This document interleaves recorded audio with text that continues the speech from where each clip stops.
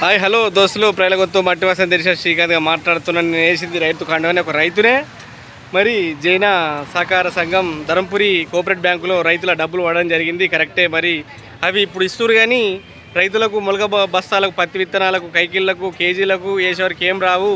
మరి వెంటనే crop loan sanction చేయాలి. తుమ్మల నాగేశ్వరరావు గారు, రేవంత్ రెడ్డి గారు, ధరంపురి మినిస్టర్ వడ్డు లక్ష్మణ్ కుమార్ గారు, SC ST minority Tummala Nageswara Rao గారు, పొంగిరెడ్డి శ్రీనివాస్ గారు, సీతక్క గారు వెంటనే రైతులను ఆదుకోవాలి. క్రాప్ లోన్లు అన్నది మనిషికి 4 లక్షల రూపాయలు ఇస్తే మళ్ళీ అవి మాఫీ కావాలి.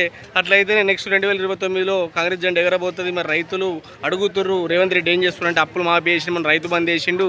రెండో విడత ఇప్పుడు సుధా క్రాప్ లోన్లు ఇవ్వవలసిందిగా మరి పెళ్ళగొంతు మట్టి వాసన చేసే శ్రీకాంత్గా మాట్లాడుతున్నాను. నేను రైతునే, ఇగో రైతు కండువ కప్పుకున్నా.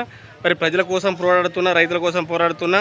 మరి నా శిరస్సు వంచి నమస్కరిస్తున్నా. తెలంగాణ రాష్ట్ర రైతాంగానికి క్రాప్ లోన్లు వెంటనే శాంక్షన్ చేయాలి. ప్రతి ఒక్క రైతుకు 4 లక్షల రూపాయలు బట్టి లోన్లు ఇచ్చి మళ్ళీ ఎత్తుకున్న తర్వాత మళ్ళీ మాఫీ చేయవలసిందిగా మరి జైన సహకార సంఘం, ధనపూర్ సహకార కోఆపరేటివ్ కేడీసీసీ మరి కొండూరు రవీందర్ గారు సుతా రిక్వెస్ట్ చేయడం జరుగుతుంది. Thank you. ఉంటున్నారు పిల్లగొంతు మట్టి వాసన చేసిన.